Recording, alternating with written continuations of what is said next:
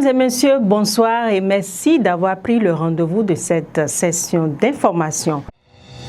Les crises sécuritaires mettant en péril l'état de droit sont au cœur des échanges des 21e assises de l'Association africaine des juridictions francophones.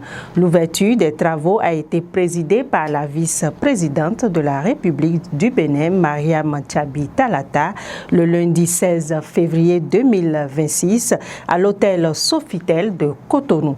Pour la plupart des interventions, l'état de droit est menacé par des crises sécuritaires. Il faudra une synergie d'action pour les contrer afin de préserver le bien-être des populations. L'association dont le rêve est d'unir l'Afrique par le droit et la justice organise chaque année un dialogue judiciaire entre les magistrats de ces juridictions et un colloque international. Les travaux prennent fin le mercredi prochain. Communal 2026, Zoul Kifli Zakari, maire de la commune de Parakou, est le plus jeune maire du Bénin. Élu sur la liste du bloc républicain, il a été officiellement installé ce dimanche 15 février 2026. À 34 ans, Zoul Kifli Zakari est titulaire d'un Master 2 en marché public et en partenariat public-privé obtenu à l'université de Parakou. Le nouveau maire a occupé le poste de chef de service de recouvrement à la mairie de Parakou. Zoul Kifli Zakari a placé son mandat sous le sceau de la rigueur, de la productivité et de la redevabilité. Il s'engage à promouvoir une gestion transparente des ressources communales et à renforcer la confiance entre l'administration et les citoyens.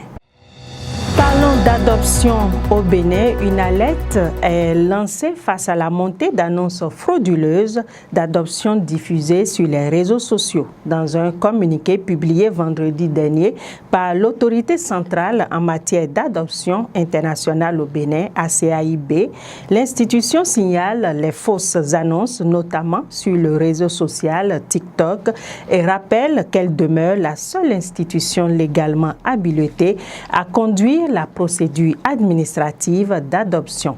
Elle précise que la phase judiciaire relève exclusivement des juridictions compétentes et qu'aucune adoption ne peut donc être valablement engagée en dehors du cadre légal établi.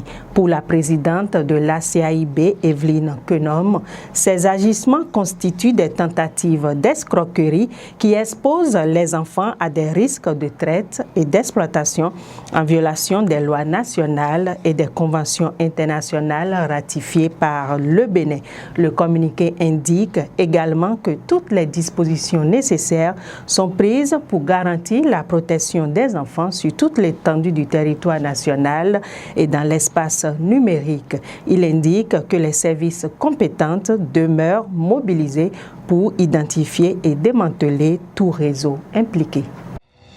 Et puis, la Société de gestion des déchets et de salubrité SGDS SA a désormais une nouvelle base logistique à Akpakpa dans le 4e arrondissement de Cotonou.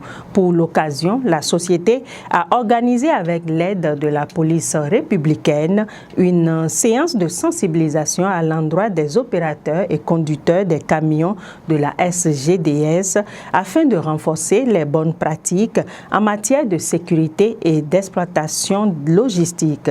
Implantée sur une superficie totale de 2 hectares, cette base logistique de la SGDS comprend notamment 2 magasins de stockage d'environ 180 mètres carrés chacun, un espace de stationnement capable d'accueillir 160 camions, 163 bennes, 10 remorques et 80 motos et 2 aires de lavage bien équipés. L'infrastructure abrite également plusieurs autres bâtiments et des sites d'aménagement paysager conçus selon les normes HSE. À en croire à Cadus Aniambossou, chef service matériel et logistique, cette base va résoudre beaucoup de problèmes, surtout au niveau de la maintenance des camions, et également permettra d'aller plus vite et plus loin car plusieurs camions à déployer désormais. Un Nouvel appel à candidature à l'intention des artisans béninois sera bientôt ouvert.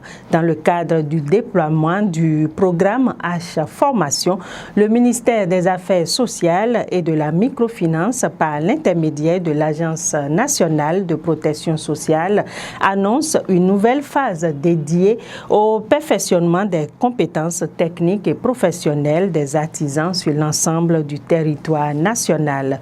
Ce programme a pour ambition de renforcer de façon durable la performance et la compétitivité des acteurs de l'artisanat grâce à des modules de formation conçus en adéquation avec les exigences actuelles de l'économie. Plus de 7000 artisans issus de plus d'une vingtaine de métiers à fort potentiel seront sélectionnés pour bénéficier d'un accompagnement visant la modernisation de leur méthode de travail et l'élargissement de leurs perspectives économiques.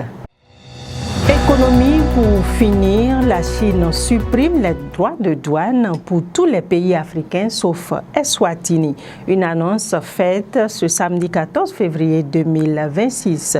Mesure commerciale d'ampleur inédite qui va redéfinir les flux entre l'Asie et le continent africain selon le président Xi Jinping. À partir du 1er mai, rapporte Le Figaro, date d'entrée en vigueur de la mesure, les 53 pays bénéficieront d'un accès totalement exempté de droits.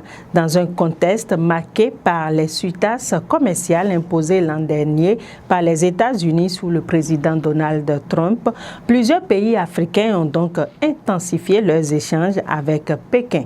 Pour le président chinois, cette décision offrira sans aucun doute de nouvelles perspectives au développement de l'Afrique.